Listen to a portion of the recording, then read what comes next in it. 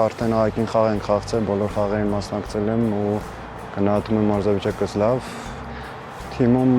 ամեն ինչ լավ է, լավ մթնոլորտ, լավ տրամադրություն։ Երկու խաղն էլ արտակնա խաղեր են, շատ դժվար խաղեր է սպասում, բայց իմ կարծիքով թիմը պետք է հավատով մոտենալ երկու խաղին էլ ու ներդնել ամբողջ ուժը, լավ արդյունքի հասնել ամբողջ։ Ունենք լավ ֆուտբոլիստներ, որոնք ճիշտ մոտեցման ու անմնացորդ նվիրումի ու հավատի շնորհիվ կարող են շատ բաների հասնել։